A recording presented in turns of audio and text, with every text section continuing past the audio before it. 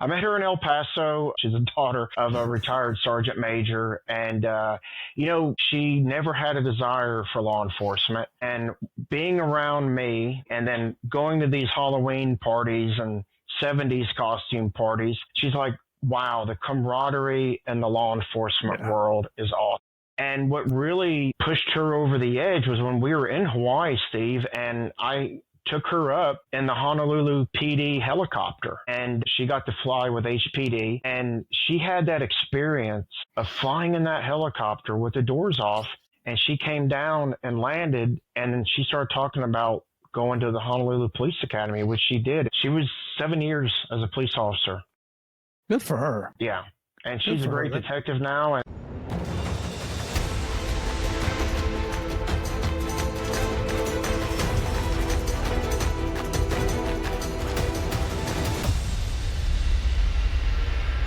hey, everybody. Welcome back to this week's episode of Game of Crimes with Murph in the Morning. I'm your host, Murph. Thanking you so much for coming back every week. You folks, you have become so loyal to this show. I just can't tell you how much I appreciate that.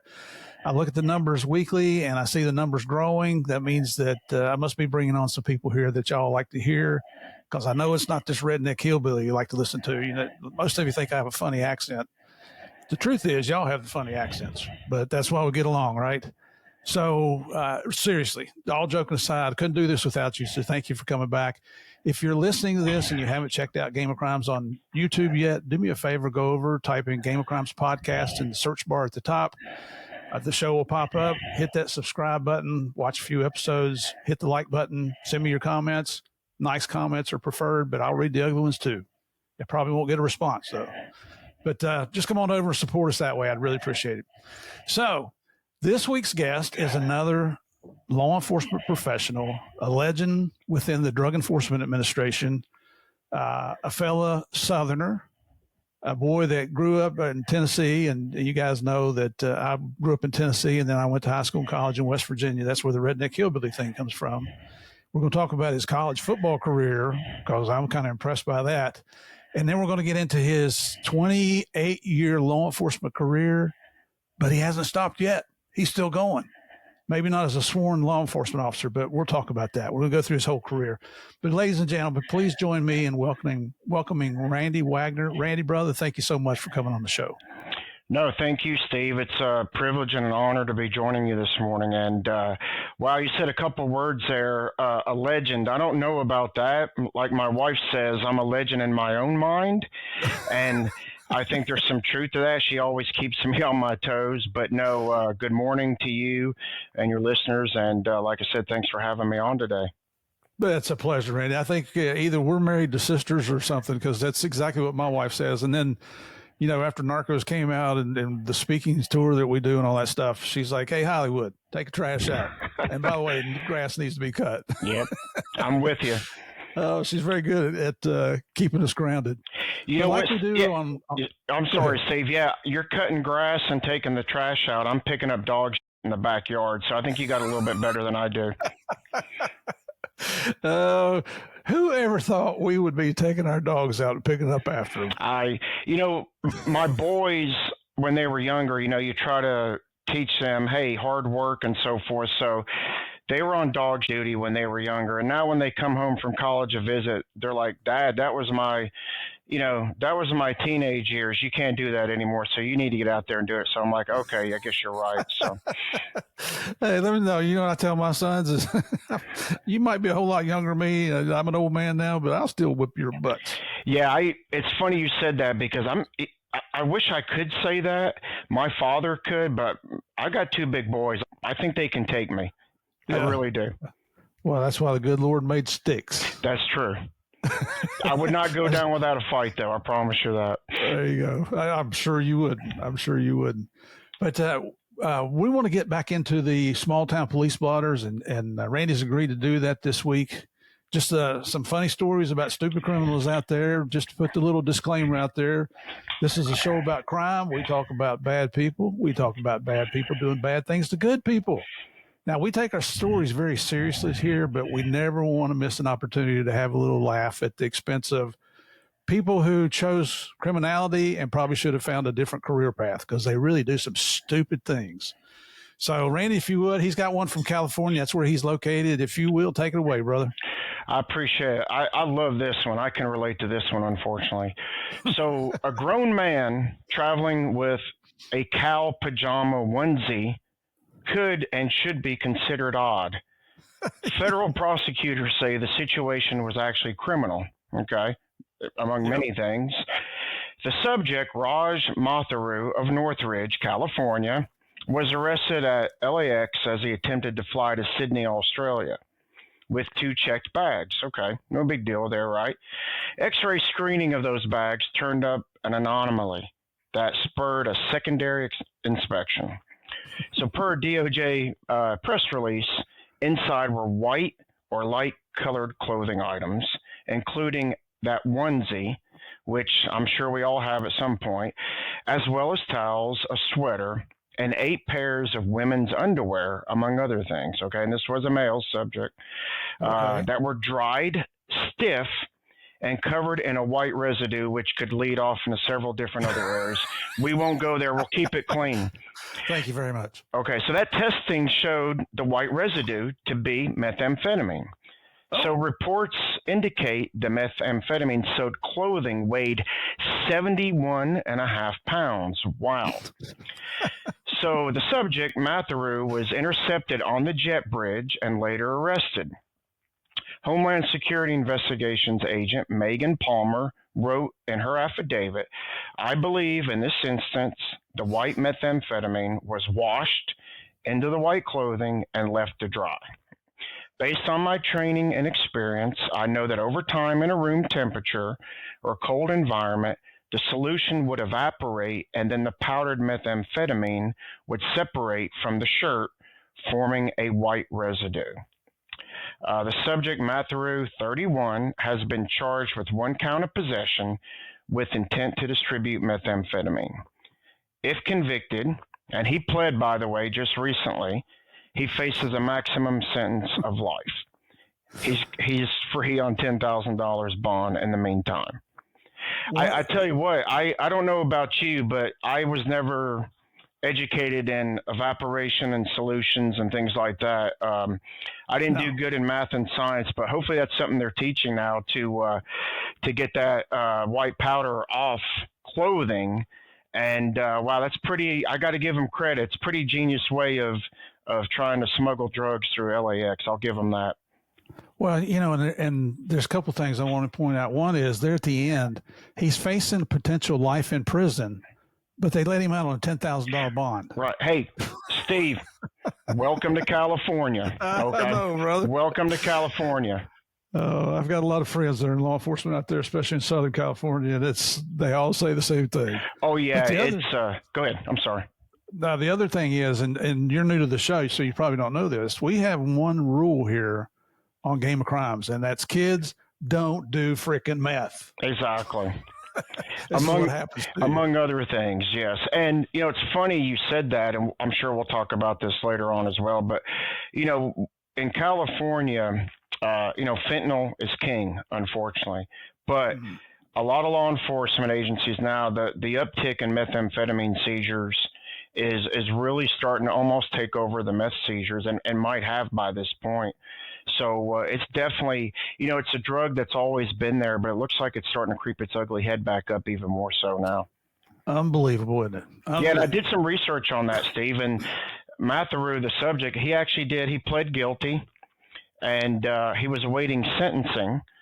And I think he got sentenced not too long ago, or actually the sentencing date's coming up. I'm losing track of time. I think October 25th. So I'll keep an eye on that one for you. Oh, sweet, man. And there you go, going the extra mile. That's exactly. DEA right there. I love it. Yep. All right. So I live, all our regular listeners know I live down in Florida, and we have no shortage of stupid criminals in our state. And this one, so we're recording this on October 13th. It's not coming out for a few weeks after that, but this happened just 5 days ago over on the west side in Polk County, Florida, where our favorite sheriff, Grady Judd, is in charge over there. That man takes no prisoners. I love the guy. If you've never heard of Grady Judd, Google him and Google Grady Judd, it's Judd, sayings.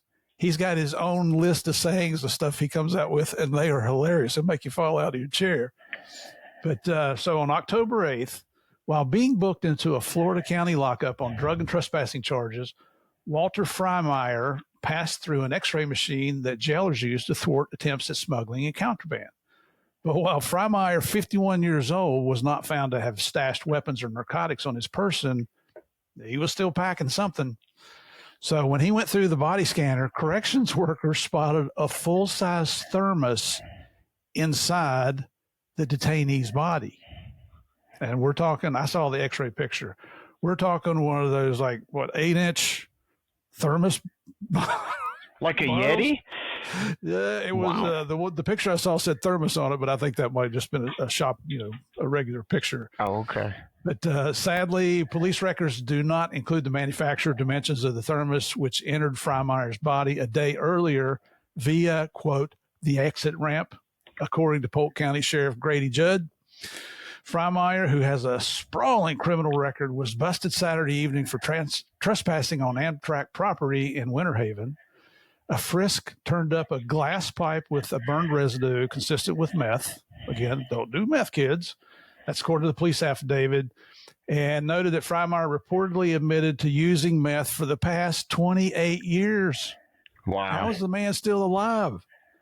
So while being transported, so all this isn't enough. While being transported to the jail, Freimeyer allegedly warned the officer, if you arrest me, I will find you and I'll kill you.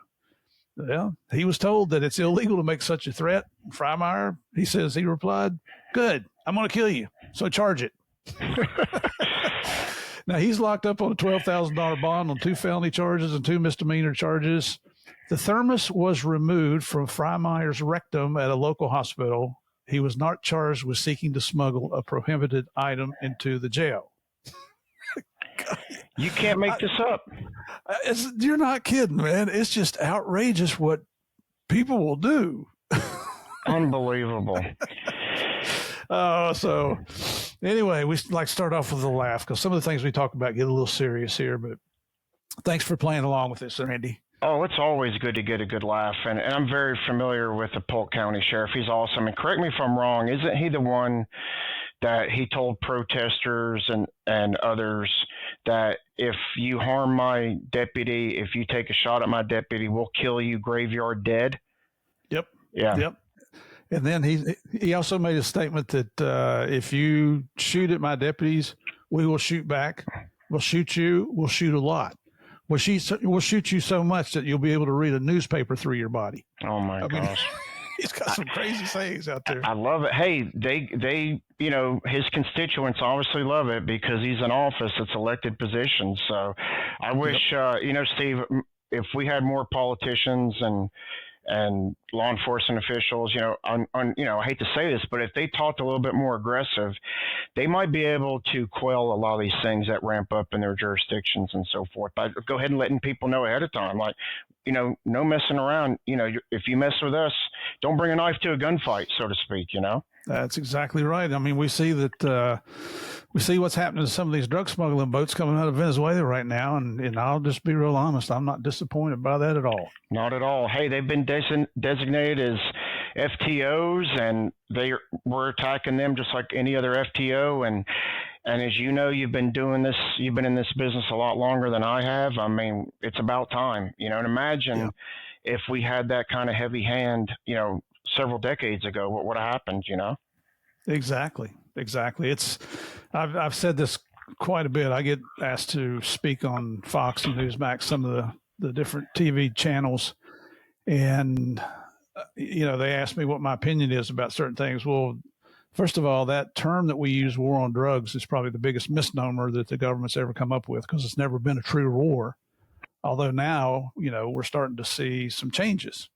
Yep. So we'll see what happens. We'll see what happens. And for those of you, here on the show, I try to stay apolitical. But if you don't know, I have a Patreon channel. It's patreon.com/Game of Crimes, where I get a little more in the weeds, I guess would be a nice way to say that, about different topics. And that's one of them. So now, if you're wondering how Randy and I met, we had a guest on here back in September, episode 213, David Tyree. if you remember him, I got a ton of great comments about David's interview, especially with his financial background. He talked about things that I'm like you, Randy. It can't, it's a challenge to balance the checkbook, but I love these younger guys who are just smart as a tack, and they've got this stuff down. And he's continuing to use that throughout his career. So that's outstanding. But as we were talking, he's telling me, there's a guy you need to talk to. And originally he thought you were from Tennessee and West Virginia, which that's what I am. And I thought, well, crap, we're probably related. So I thought, well, how could I not have this guy on? But then when I started finding out about all his adventures, which you're going to find out about in this episode, you're going to see why he's on the show today. So, David, thank you very much for the recommendation, brother, and keep doing what you're doing out there. I know you're traveling around the world, teaching others about how to conduct financial investigations legally. And what I love about it is if you want to hurt somebody, you put them in jail. But if you want to make them cry, take their stuff, because that's why they're in the business to start with. It's all about who's got the most toys at the end when you die. Okay, enough of Murph pontificating there. Let's get into Randy's story. So, Randy, if you would, tell us where you grew up, what your family dynamics are, brothers and sisters, what mom and dad do. I know you went to college, if you played sports in high school. Let's talk about all that stuff.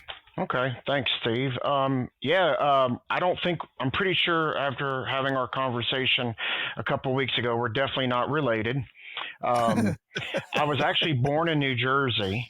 And when people from New Jersey hear me speak now, they're like, oh, there's no way in hell you're from New Jersey. I'm like, well, I was born there and I didn't get the soprano accent or anything like that. My father hated the winters back east, and he moved us to Nashville, Tennessee. So I grew up there, not too far from where you were, in Murfreesboro, where you spent some time. Great place. Next county down. Exactly. Yep.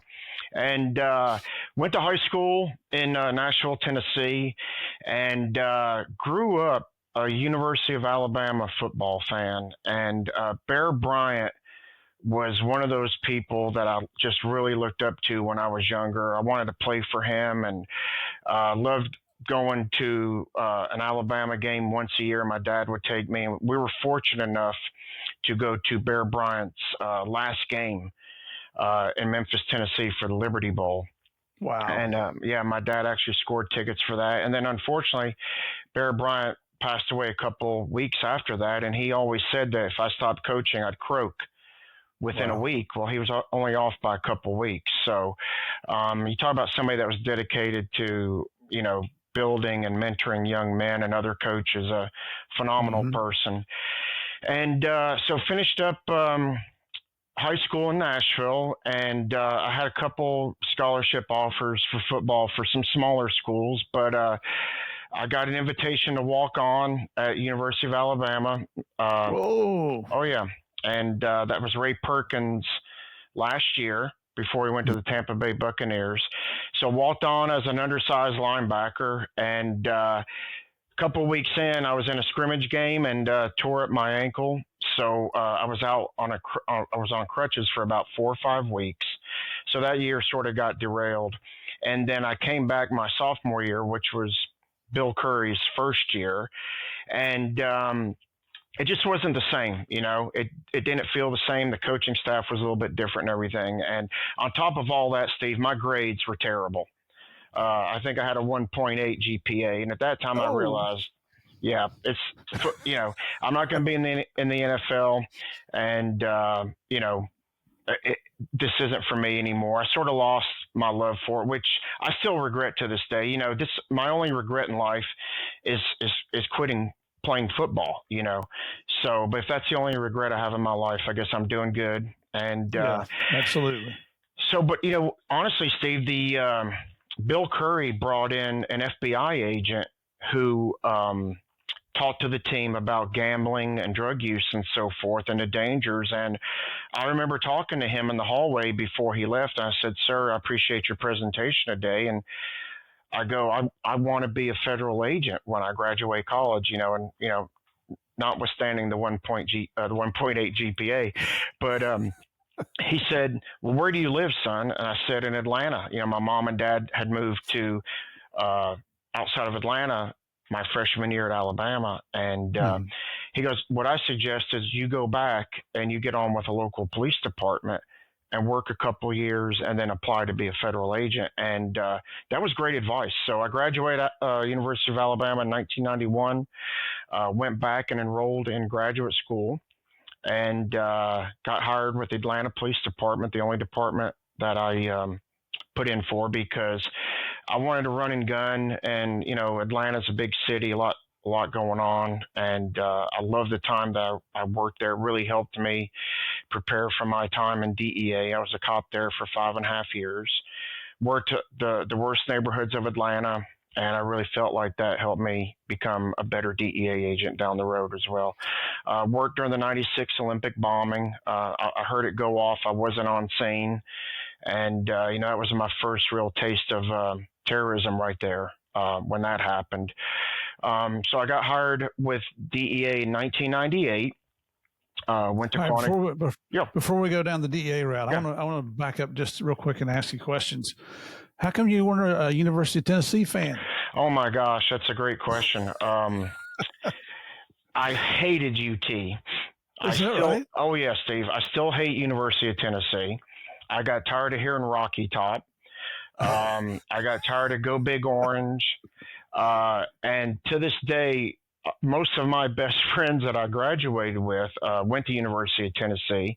Mhm. So, there was that stretch under Nick Saban where we were just beating them crazy every year. I want to, after the Peyton Manning years and so forth, it was like 15 straight games. And then finally they won that one game a couple of years ago up in Knoxville, 52-49. So I would never send them text messages or call them and, let them know how bad we beat them. But, for whatever reason, they get that one game in Knoxville, they tear the goalpost down, and all of a sudden my phone with text messages is just going off the hook, Yep. and I'm like, really? So that's why I didn't go to University of Tennessee. That's why I dislike University of Tennessee. And honestly, Steve, everybody's like, oh, Auburn, hate Auburn, hate Auburn. I really don't. Other than my years in Tuscaloosa, I didn't spend any time in Alabama. So my rivals were University of Tennessee, and then obviously my time in Atlanta. Like University of Georgia now is like my other rival besides Tennessee. The two states that I lived in, outside of going to school at Alabama. So yeah, I don't like the color orange. I don't like anything about it. So, all right, and then I only got one thing to say about all of that. Go Dogs. Okay. Well, you're sort, but you love Saban though, right? I did. He was. I've told this story before on the show here, but he's originally from West Virginia, so we got the hillbilly connection. But when I was an ASAC in Atlanta, we had the OSDEF strike force. I was the ops manager over that. And a captain from one of the counties on the south side of Atlanta, fantastic guy, Mike Pruitt, loved the guy to death. I mean, I could call that guy at 3 a.m. and he'd have his troops out at 3:30 a.m., just whatever you need. Well, he ended up contracting cancer, and it got to the point where he's in a wheelchair. And of course, we rigged his wheelchair up with a flashing blue light and sheriff's department stickers and a little siren on there and everything. But Mike, who never has nobody affiliated with the University of Alabama, never lived in Alabama, is the biggest Tide fan I've ever seen in my life. You go into his captain's office, he had one wall of police stuff and then 3 walls of University of Alabama stuff. It was just unbelievable. So his cancer was terminal. So one of my guys, one of my GS group supervisors, was a former Alabama trooper, and he made some phone calls, and we got a trip lined up for Mike to go to the University of Alabama in Tuscaloosa. I couldn't go, so they loaded him up in a van, took him over there, got up to the coaching offices, and the assistant coaches are like, you can't talk to Coach Saban. We're in the middle of recruiting season. You're going to have to leave. It doesn't matter what anybody said. And so the guys, they were disappointed, but they said, well, we'll walk around the campus and you can look around and stuff like that. We'll go to the bookstore and get some paraphernalia. Well, Saban found out about it. They said he shot through the roof. He came and found them on the campus, apologized to them, and he spent the next 3 hours, took him back up in the offices, showed them their trophies, showed them the rings, I mean, and the recruiting, you've been there, the recruiting office, that's restricted, hallowed ground in a championship football office. Just treat him like one of his own, took him out to the football field, wheeled him out in his wheelchair on the 50-yard line. Just when they left, they said the van was crammed full of University of Alabama paraphernalia from the football team, helmets and jerseys, and I mean, just anything you can think of. And I thought at that point, as long as Saban's the coach at Alabama, I am a Roll Tide fan. And I still kind of like him, even though he's gone now. But and we understand why he left, because of the portal and all the crap that's going on with that stuff.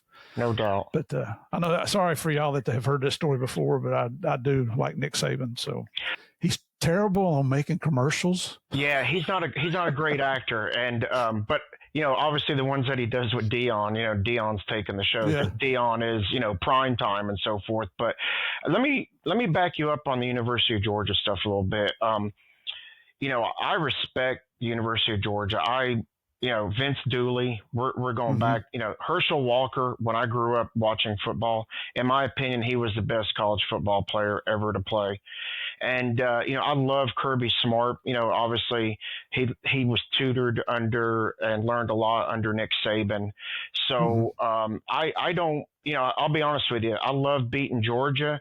But if Georgia's playing for the national championship, I do root for them. If they're, as long as they're not playing us. And honestly, too, Steve, we got their number right now anyway, so it doesn't really matter, But I can back you up, and you just said it with Captain Pruitt. I mean, there's people out there that we come across, and I've got a story regarding that as well. My father passed away from cancer 4 years ago.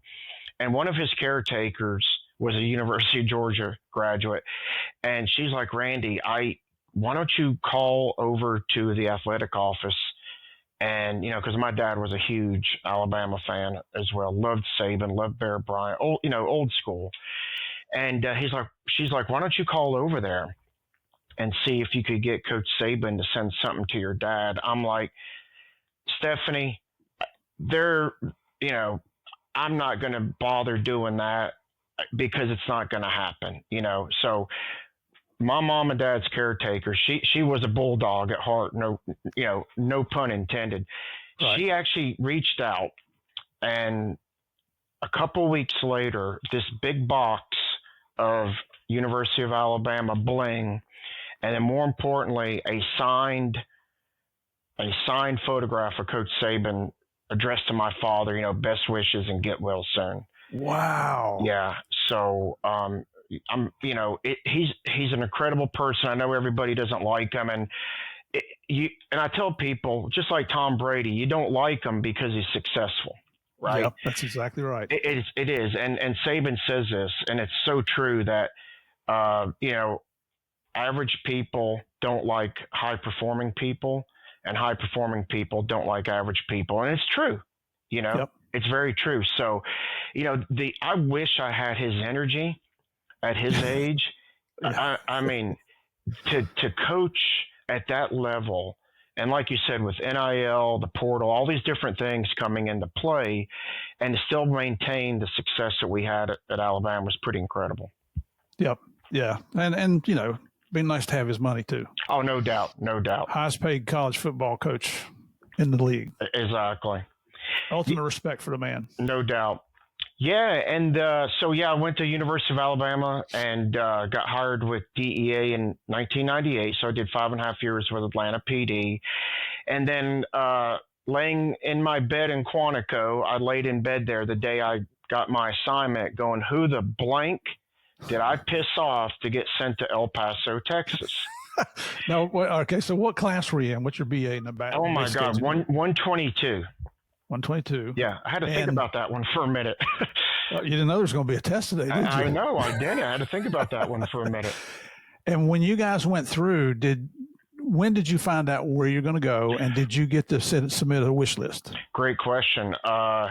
We didn't find out, Steve. I want to say it was maybe 3 weeks before graduation. That's where we were. Yeah. And, the wish list, some people got their wish list. I didn't, and maybe I made the mistake of putting on my, application that I was a Spanish speaker, and only because I took 2 years in high school and 2 years in college. I don't know if that had anything to do with that or not, but I couldn't speak a lick of Spanish at all, at all. I knew what chingate meant, and that was it. That's all I knew. So yeah, to your point, I was laying there going, man, I wonder if Atlanta PD will take me back. I wonder if I can go get a good job as a barista at Starbucks. But I was disappointed in El Paso. But you know what, Steve? Honestly, I told myself, God is my witness, that I just wanted to get hired with DEA. I wanted to get hired, and I would go. I told myself I would go wherever they sent me, and boy, I was held to my word. And but that was a great place to work. It really was. I've heard horrible things about El Paso my entire career till I got promoted up to SES, and then went down there. I probably ended up making 8 or 10 trips there in the last few years of my career with DEA, and I don't know that it'd be my favorite place to live, but everybody I met there was nice. The food was outstanding. Everybody had the hospitality was like being in the South. Uh-huh. There was the chief of police for the University of Texas, El Paso, UTEP.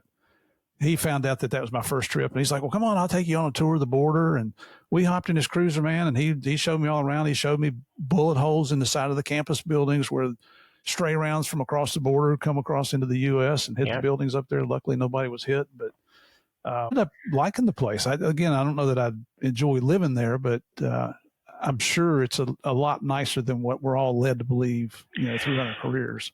Yeah, no doubt. And I can tell you everything you just said. I agree with you. You've been around the planet. The Mexican food in El Paso is the best anywhere I've had. And I live in California now, not even close. When I went into Mexico a couple of times, the food in El Paso was better than anywhere I'd been. Yeah. And, El Paso grows on you. It really does. The people are phenomenal. And I was there in 98. I was there during, 9/11. And when we would have, this was in our younger years, we would have Halloween parties. We would have 70s costume parties at me and my friend's house, who was a customs K9 at the time. And when you came to our house, whether you were dressed up in Halloween garb or 70s garb, you never knew what agency anybody else worked for, because we were so tight. And I'm dating myself now, Steve. It was customs, right? It was Border Patrol, all these guys, FBI, El Paso PD, and it was just a great time. And it was a family environment in El Paso. It really was. And the casework, the casework was just, come on, incredible. Driving across to our Juarez office to meet with them to talk about cases in an armored vehicle and so forth. And just a really great experience, and it's, a lot of movies have been made, regarding the border and so forth. And, it's got an eerie, kind of sense to it as well, where, you're out in the middle of the desert, and you drive in either direction and there's nothing but desert. So, they always talk about, no telling how many people are buried out in the desert in Las Vegas. I feel the same way, unfortunately, about El Paso, I think you're right about that. Were you, when you went through the academy, were you already married? No, I was single at the time. And I think that helps out a lot. I worked with a lot of folks that were married before going into the academy. And, then they go out and they get a place like El Paso, or San Ysidro or Brownsville. And the spouse is like, well, wait a minute, I didn't sign up for this, Yeah. And, I really think that helped me to adjust to El Paso, because I was by myself. I was single. And then, you don't have to worry about your spouse or a family, because, hey, I'm here to concentrate on the work, which was great. I went to the mobile enforcement team, did that for about a year and a half. So, was traveling up into like small. At that time, we had New Mexico. I'm sorry, we had the state of New Mexico too, in El Paso, part of the field division. So we were doing cases in Portales, New Mexico, Las Vegas, New Mexico. There actually is a Las Vegas, New Mexico, believe it or not. And right. if you saw Red Dawn, the original one with yeah, that was actually filmed up close to Las Vegas, New Mexico. And Patrick Swayze and those guys were so enamored by the beauty up there. They did. Patrick Swayze brought property up there, and so did Val Kilmer as well, although he wasn't in that movie. But beautiful. Is that close to an area called Ruidoso? No, Ruidoso is actually close to El Paso. It's about 2-hour drive east of El Paso into New Mexico mountains, which are beautiful. And Steve, it's actually like it's crazy, but you can go skiing up there. They get snow. And Ruidoso is a place that I met my wife in El Paso, so we were actually going up to Ruidoso and Cloudcroft, which is another like winter retreat in the New Mexico area. But it was actually southern New Mexico. When you think of New Mexico too, you've got Taos and some of those northern towns and cities in New Mexico. But yeah, Cloudcroft and Ruidoso were southern New Mexico. Were you? You had mentioned in our conversation a couple weeks ago about a case in New Mexico involving, it's an airport case. Yeah. When was that? I want to say it was early 90. No, it's actually 2000 or so when I just come out of the Met team. Okay. I went from the Met team. For those your listeners that don't know what the Met stands for, it's a mobile enforcement team. But you basically go around to your AOR and you help out smaller jurisdictions that have a drug problem. And, we went to Portales, New Mexico. We actually helped Dallas Division out by going to El Reno, Oklahoma. And then we did Portales, New Mexico, too, when I was there. But after doing 2 years on the Met team, the El Paso management staff wanted a stronger personality at the airport task force group that was attached to the El Paso International Airport. And, we did a lot of, in El Paso, it's dope going out and money coming back in. So we were doing a lot of, consensual encounters at the airport and so forth, and worked with some really great task force officers in that group at El Paso PD.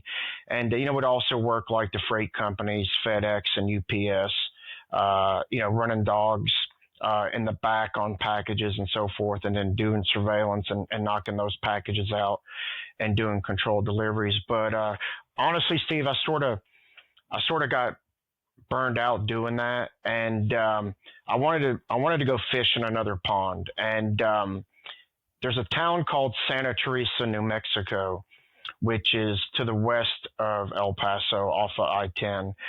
And I remember driving out there one day to go. They have a really good air museum, believe it or not, situated really close to the Santa Teresa airport. So I went out there, and I'm like, wow, this airport is out here in the middle of nowhere. I wonder if any law enforcement is looking at anything going on here, because again, it's just a hop, skip, and a jump across the border. So I went to. I talked to one of my partners at the airport group. He was actually a customs agent at the time. And I'm like, hey, man, let's go one day after work and let's go see if we can find the airport manager at the airport in Santa Teresa. So he's like, okay, let's go. So, we go over there, trying to dress down a little bit, not looking like DEA agents, which we really had to do a really good job in El Paso. But we did surveillance on the tower, Steve, and it was a clue. With my University of Alabama education, it was a clue that the gentleman locking the door at the tower was the airport manager.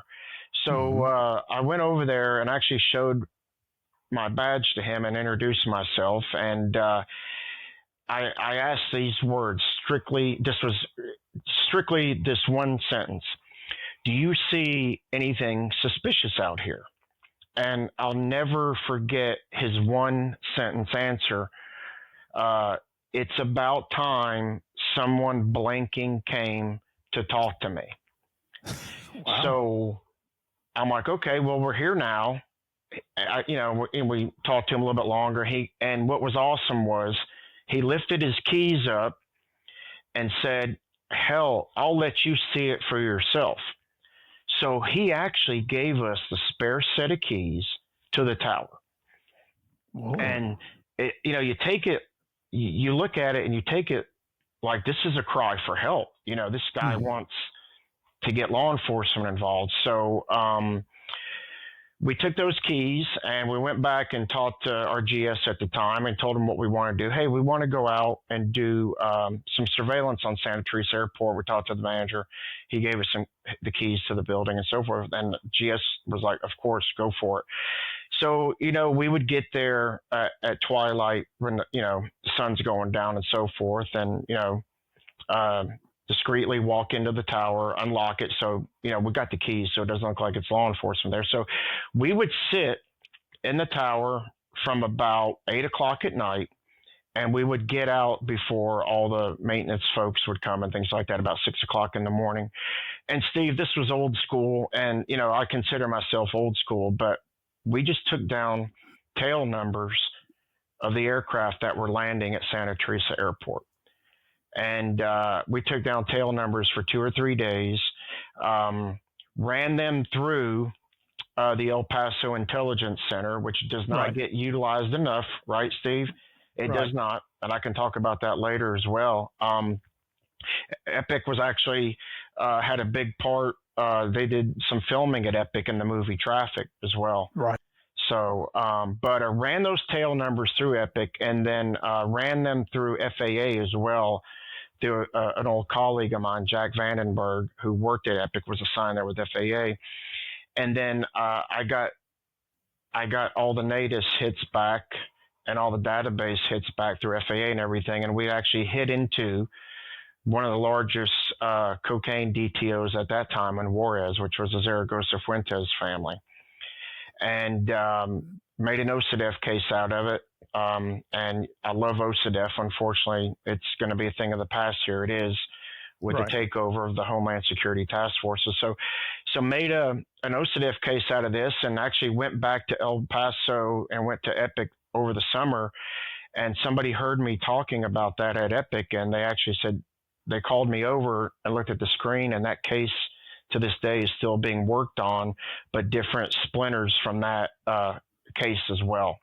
Holy cow. So it's a lesson learned that I'm trying to teach some of the folks that are new to law enforcement as far as cultivating confidential sources and cultivating information. A lot of times you don't have to sign these folks up. I preach to everybody every day.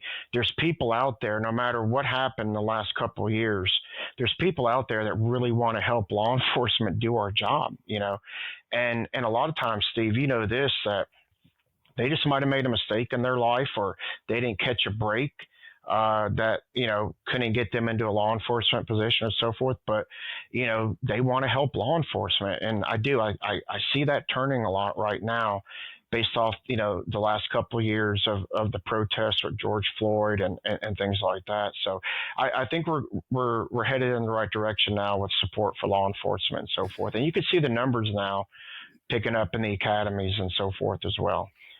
The academy brings Javier and I up there twice a year to speak to the trainees going through.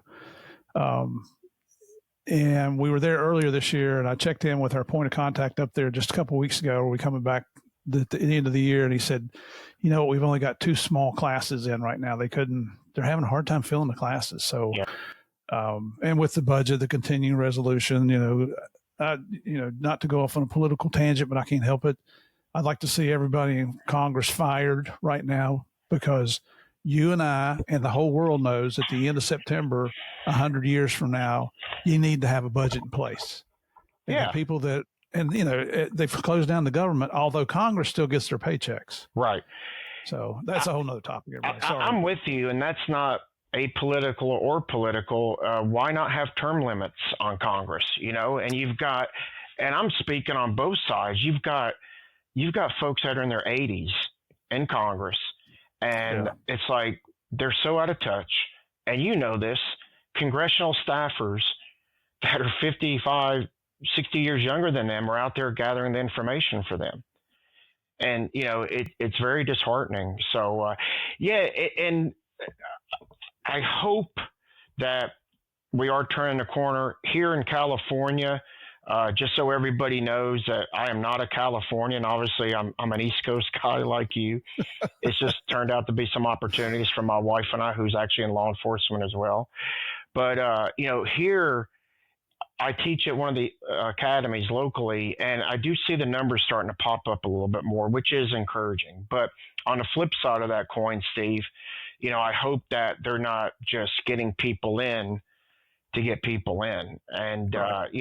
When you and I don't reduce the standards. Exactly. And I unfortunately, Steve, I do think that's happening in a lot of states. I'm not in the recruiting process here in California. I hope that's not happening here. But, I remember the days, when you and I were getting hired with DEA. I remember my background investigator going to talk to every single neighbor I had in the last 10 years. And, people are getting jobs now where I'm not sure if they're doing that. It's not as labor intensive. And you remember this. I remember them saying when I was getting ready to get hired with DEA that we only hire 10% of the applicants, and I'm wondering how much, if that percentage has gone up. I'd be curious about that. Yeah, I will say this, the basic agent trainees that we meet when we go up there and speak, they're all studs and studettes. They are impressive people, whether you see them in the gym working out or you see them sitting in the classroom paying attention or even coming and listening to us do our little presentation. It's just, it's very heartening to see that, it makes you feel like, hey, DEA does have a future here. So no doubt. Real impressed with the people going through.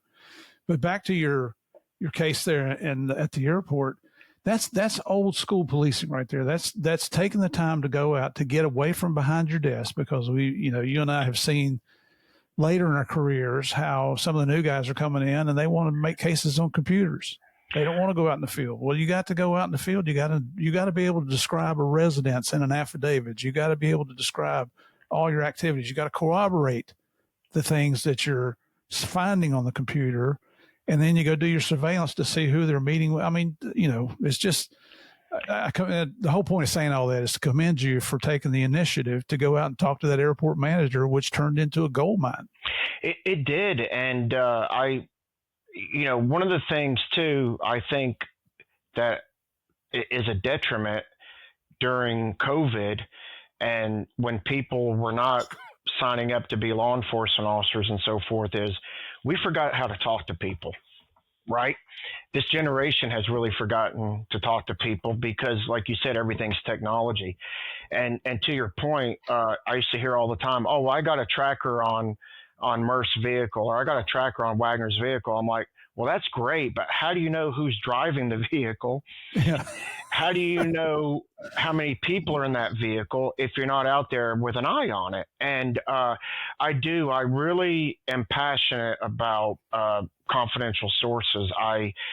They help me make a lot of great cases. And again, they're not the do all, but like you said, you want them to corroborate information that you have. You might want them to make buys that, in organizations that you can't get law enforcement into. And then, hey, when it's run its course, that's great. Now I can go up on a Title III case. So I'm passionate about this. I've been asked and I'm currently doing it for the Northern California HIDA and the Central Valley HIDA. I have a confidential source class that really, I'm trying to educate any law enforcement officer, whether they're fairly new or not, because we tend to get into this mindset of flipping a defendant. Okay. Right. And I'll give you a perfect example. I don't have the numbers for every state. I don't have the numbers for your state, but in California, criminal justice reform organizations say that one person in every 5 California residents, 1 in 5, Steve, have a criminal record. So that means at one time they were arrested. So 1 in 5. Okay. Like I said, I'm terrible at math. My checkbook proves that. But 1 in 5 means 20%. Right. Okay. So the rest of that, 4 out of 5 is 80%. We're not talking to that 80% of the population that's out there for information. So what are we missing? And the airport manager at Santa Teresa Airport wasn't working off of beef, right? The former spouse of one of our largest marijuana traffickers in the state of Hawaii, she wasn't working off of beef. She just wanted to do her ex-husband, which was great, right? And the U-Haul rental facilities, the rental car facilities, the RV parks, no one's getting out there and talking to these people. And I know that, Steve, because for my class, I want to make sure I know what I'm talking about. When I asked them the same thing I asked the Santa Teresa airport manager was, does anybody come in and check in on you? And do you have anything that looks suspicious? And it's amazing how many people want to talk to law enforcement about, yes, I am seeing this, utility workers, gas and power utility, imagine what they're seeing with indoor grows and things like that. So I'm really trying to educate law enforcement on, like you said, getting off your ass, taking the initiative. And back in the day, I remember being a duty agent in El Paso and literally having to walk around someone watering the plants in the El Paso Field Division as a duty agent. But you know what, Steve, when that phone rang, when I was duty agent, I took it serious. It wasn't just maybe somebody calling in some bull. A lot of times it led to some really good leads and, a good confidential source or two. Yeah. And that's, for those of you that are listening that are not in law enforcement, when you're dealing with these informants, one of the things you really have to do right at the beginning is determine what is their motivation for wanting to be an informant. Are they just a law-abiding, concerned citizen, or like the one wanted to do her ex-husband? Is it one drug trafficker wanting to take out another drug trafficker? Is it a drug dealer who's trying to pull the wool over law enforcement's eyes? There's a lot of different motivators out there, but that you have to determine at the beginning. And like we used to do in Miami, if we had, which is rare to have a down day where we're not already obligated on surveillances either on your cases or somebody else's case, but we would go do surveillance on our informants. That way we could go back to the court and they say, how reliable is your informant? Well, on these days we surveilled the informant and didn't see any illegal activity. We talked to him and asked him where he was, and his answers were correct. And, there's a lot of different little things. I don't want to give up all our little means and methods of trying to keep our informants straight, but you got to get out of the office to do that. And you talked about putting the tracker on the car. Well, that's great. It's going to show you on your computer where the tracker's going if it's still attached to the car, but it doesn't tell you a thing about who the driver of that car is or who they're meeting. Exactly. And that's what you want to know. That's the purpose of doing that. Yeah. And I've seen it too. And you said it as well that like just basic surveillance techniques are not like they used to be as well. And the desire to get out and do surveillance. I love doing surveillance. And, I remember working those cases in New Mexico where we were actually going to the rental car company and switching out our vehicles every week. Yep. Because we were deployed up in these places for 10 days at a time, but the case would take, 4 to 5 months. So we would work 10 days and go back to El Paso for 4, but we were constantly changing out our vehicles because we didn't want to get made. And, it's different times now. Like I said, worked a couple wire cases in my time, but I always loved getting out there and, putting the Exxon, worker shirt on or putting the utility company shirt on, putting the placard on the side of the van, Connie's carpet cleaning service, and then just, having that camera running, Yep.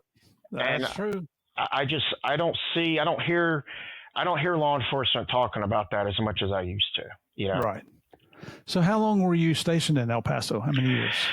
Oh, 5 years, 5 great years. I did. I met my wife there, and her father retired from White Sands Missile Range, and great time in El Paso. Yeah. And then, did you want to leave, or were you promoted? You ended up in a pretty nice spot next. Yeah, well, remember that conversation I had with myself laying in bed in Quantico? Who the hell did I piss off to get sent to El Paso? But the law enforcement gods and looked out for me, and I got a position in Honolulu at the district office there. And after 5 years, I loved moving around. I think that's what DEA does really good, better than any other agency, is they move us around, because we're one trick ponies, Title 21, right? So it's important. Yeah. And you took advantage of that too. So it was just time for a change. And I've been to Hawaii a couple times, and it doesn't get much better than Hawaii. And the great thing is I went into the position as the DCEP coordinator, which is Domestic Cannabis Eradication and Suppression Program. And basically, for the novice ear, it's marijuana eradication. And, I was in helicopters all the time. And, going, it bothered me to do this, Steve, but I had to go to Kauai and Maui and, spend several nights in those, islands that, were just downright, wasn't very nice to be in. But just rub it in. Just go ahead and rub it in. Yeah. And but what a great position I had there, and really, as a DEA agent, really got to work with the state and locals in Hawaii. Hawaii County PD, Kauai PD, Department of Land and Natural Resources, Honolulu PD. We worked as one team, and it was awesome.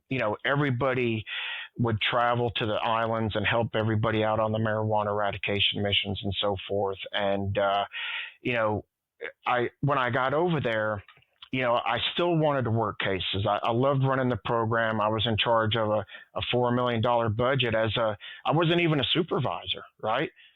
And so it was just great being in a big task force, like a state task force. And but I would split some, a couple from the herd that really wanted to work on cases. So I ended up doing 2 big OCDF investigations during my time in that position, one in Hawaii County PD with Hawaii County PD. I don't know if I know you're familiar with High Times magazine, but there was a gentleman called Roger Christie, who was the marijuana minister. And he actually, what a name. I'm not making this up. He believed that marijuana was a sacrament, a religious sacrament, and therefore you could ingest marijuana because it was a sacrament of God. And we had a really good, Hawaii County cultivated a really good CS, and I worked with him as well. We signed him up on our side as well. And, you talk about what the motivations are for some of these CSs, and he was a marijuana smoker himself, user himself, but he was pissed off that Roger Christie was manipulating people for $100 to get a piece of paper that said, you are now a member of the marijuana ministry, therefore you were immune from prosecution. And that, geez. Yeah, I'm not making this up, Steve. And that pissed the CS off. And so he wanted to go after Roger Christie, and, what better way to have a motivation in a case than revenge with a CS. And we worked it up, and he introduced me a couple times, and I purchased, a little bit here and there from him just to get going. And then at some point, Roger thought I maybe was in law enforcement because I didn't want to give him $10,000 to help build a new warehouse to start growing some other of his marijuana in, other than the people that he was manipulating and to grow for him.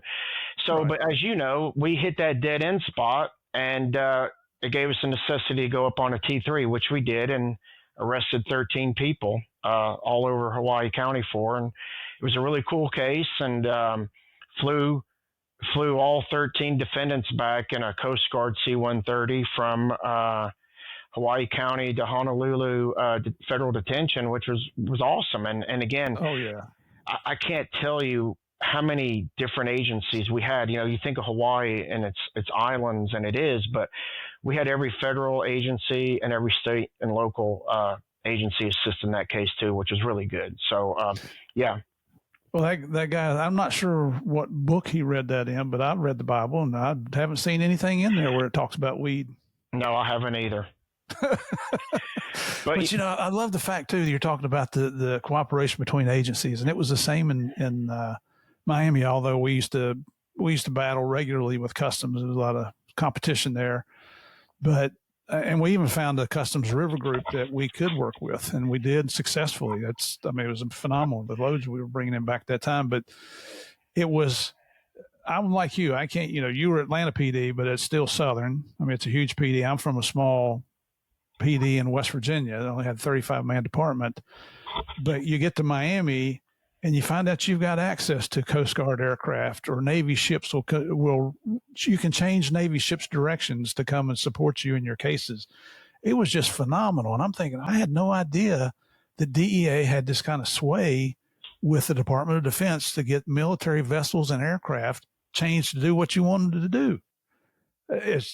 That's how you fight the enemy. Exactly. It's awesome. And you're talking, you're bringing up military. They're always there to support missions. And, we had that in the Middle East as well. And even in Hawaii, when I worked in Hawaii, we would load up our DEA helicopter, and the National Guard, the Hawaii National Guard, counter drug, would bring their helicopter as well. And we would fly to Guam and Saipan.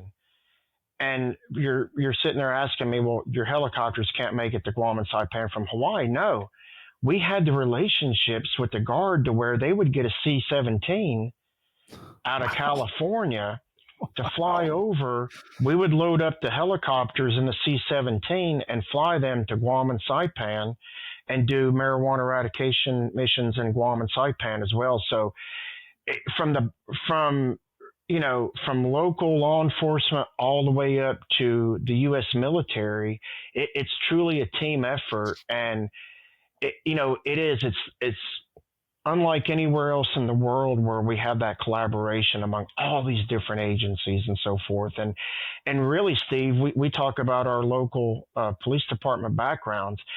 I only wanted to go DEA. And that was because when DEA came to talk to Atlanta PD about something, they brought us in as part of the team, Yeah.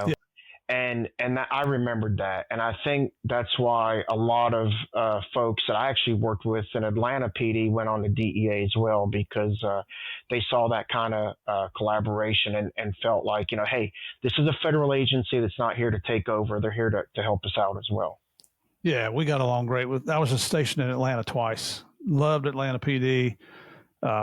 Dedicated. The thing I hated was that the rookie officers coming out of the academy qualified for food stamps because the pay scale was so low. Oh yeah.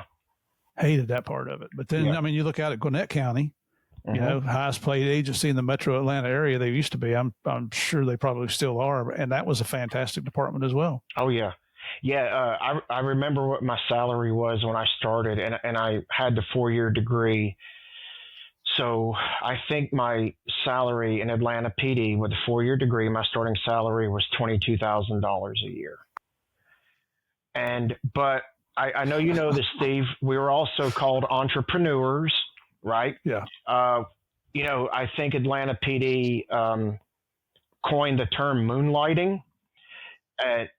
Where we were always working nightclubs, we were working construction sites, and I know a lot of officers that actually doubled and tripled their salaries because of all the time they put in it. And I wanted to work and make money, but at the same time, I didn't want to burn out just to make a lot of extra money. And during the '96 Olympics, we actually we made a lot of money doing moonlighting jobs and so forth, because there's a lot of bars and restaurants that were open 24 hours a day during the Olympics, believe it or not. So that was a great time too. So everybody's making money, including Atlanta police officers, finally. Yep. And legally. Yeah, legally. So, yes. There you go. So how long did you stay in Hawaii? I was there for 8 years. Okay. And Yeah. then I, did you want to come out, or what was next in your career? Yeah, so after the DCEP position, the marijuana eradication coordinator position, I promoted into a task force there, a HIDTA task force. And my wife was actually Honolulu PD at the time as well. And Cool. if you've been to Hawaii, 8 years is a long time. I started getting island fever and so forth.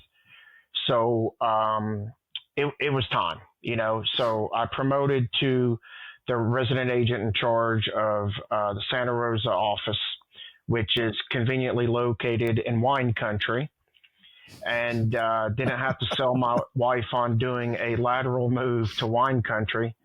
And she was fortunate enough to get a lateral position with the Santa Rosa Police Department, where she's currently a detective right now. Wow. Now, you met her in El Paso, right? I met her in El Paso. She's a daughter of a retired sergeant major. And, this is a great story, too. She never had a desire for law enforcement. And being around me, meeting me, and then going to these Halloween parties and 70s costume parties, she's like, wow, the camaraderie in the law enforcement world is awesome. And what really pushed her over the edge was when we were in Hawaii, Steve, and I took her up in the Honolulu PD helicopter. And I didn't take her up. Obviously I'm not a helicopter pilot, but she got to fly with HPD, and we fly with the doors off in Hawaii. Yeah. And it's different when you fly with the doors off than with you flying them with them on. And she had that experience of flying in that helicopter with the doors off, and she came down and landed, and then she started talking about going to the Honolulu Police Academy, which she did, and she was a police officer there for going on what now? She was 7 years as a police officer. Good for her. Yeah, and she's a great detective now, and like I said, I like to think that I had some influence on her with, but again, it was all the people that she was around in this community that we have in law enforcement. And that's, a lot of our listeners hear me talk about the law enforcement family all the time. And that's the worst thing about retirement is not having that camaraderie. But if you get off your lazy butt, we come to Orlando, our youngest daughter and her family lived here, were the only people we knew in Orlando. We moved here 4 years ago. And we weren't here long at all until her husband got a new job up in Atlanta. So the reason we moved here to Orlando, now lives in Atlanta. Right. But through just going and talking to people, I've got a ton of cop friends here now. I've gotten to speak at the Orlando Police Foundation annual gala. There's cops at the gym I go to every day. It's, and not to say that we don't have other friends, because in law enforcement, that's common. Yeah. We're a tight knit community where we don't allow other people in sometimes. But so anyway, we've been going here for a little while. So we want to call it quit to today's interview, but we're going to bring Randy back tomorrow because I want to get into what he did up in Santa Rosa. And then we're going to talk about his overseas career, which is impressive. It's we might even end up in Afghanistan talking a little bit about not heroin, not opium, but another drug. So, Randy, thank you so much for being with us today. And I'm telling everybody you're going to be back tomorrow. I'm hoping you'll agree to that. I'll be here with bells and whistles on, Steve. You got to love it, right? Yep. And for all you listeners, thank you again for joining us here. You're just getting started on this story with Randy Wagner. Please come back tomorrow. Until then, God bless. Everybody stay safe out there.